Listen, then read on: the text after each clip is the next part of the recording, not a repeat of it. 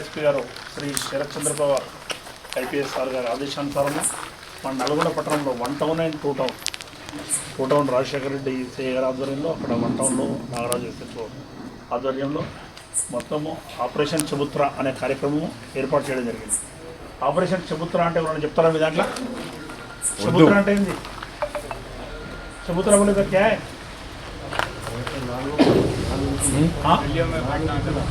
गलियां बैठना, फिरना, बैठना, ये 4 कूड़ल में बोल रहे ना कुछ చౌరస్తాలలో ఎక్కడైనా కూర్చొని మాట్లాడే వాళ్ళు, చిట్ చాట్ చేసేవాళ్ళు, అన్నెసరిగా టైం పాస్ చేసే వాళ్ళని పట్టుకోవడం మీ అందరూ. అన్నెసరిగా తిరిగే వాళ్ళు రోడ్లపైన అరువు చబుత్ర అంటే అరువు మీనింగ్. దాంట్లో భాగంగా రాత్రి 11 తర్వాత తిరిగే వాళ్ళందరినీ కూడా ఈరోజు పట్టుకురావడం జరిగింది. ఎవరు తిరుగుతారు రాత్రి? ఎవరు తిరుగుతారు? దొంగలు. కరెక్ట్ చెప్పాడు.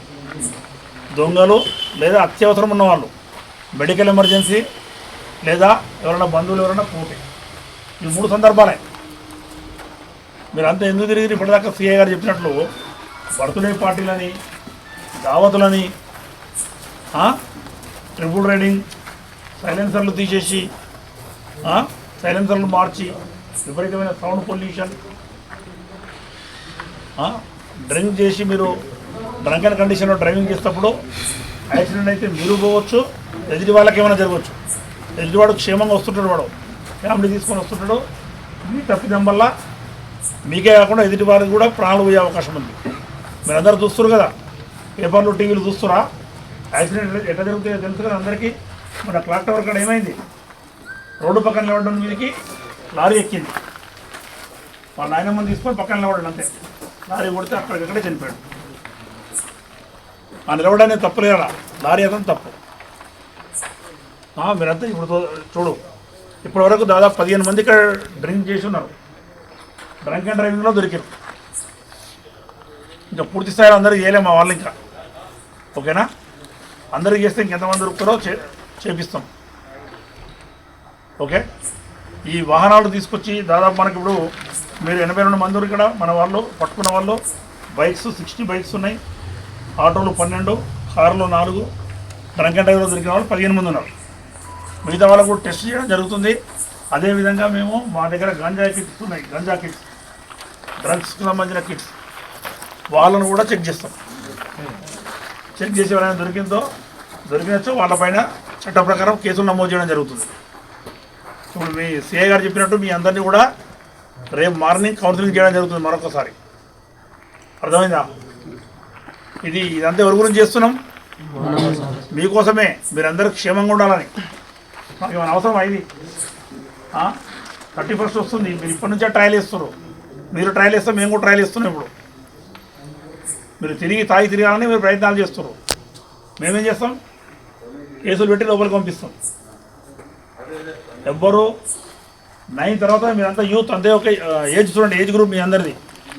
ఎవ్వరు 30 దాటలేరు, అంతా 18 to 20, 30 లోపలనే ఎవరు అందరు, అంతేనా?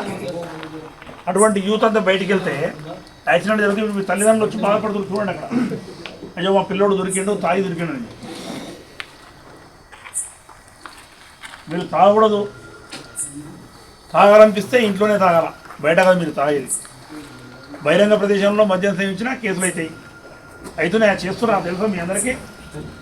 నల్గొండలో జరుగుతుంది. అయితే రెగ్యులర్గా ఇలా ఫస్ట్ జరుగుతుంది కదా. వాడు ఆల్రెడీ దొరికినోడే దొరుకుతుంది మాకు. మళ్ళీ దొరికితే ఏమో వదిలిపెట్టాను మేము. అర్థమైందా? 9 దాటితే మీరు ఇప్పటి నుంచి బయటికి ఎవరు వెళ్ళొద్దు. ఇళ్ళల్లో ఉండాలి, మీ పని మీరు చేసుకోవాలి, ఇళ్ళల్లో ఉండి పడుకోవాలి. మార్నింగ్ 6 తర్వాతనే. అత్యవసరమైతే ఇప్పుడు చెప్పిన 3 సందర్భాలు, ఆ సందర్భాలను మాత్రమే బయటికి రావాలి.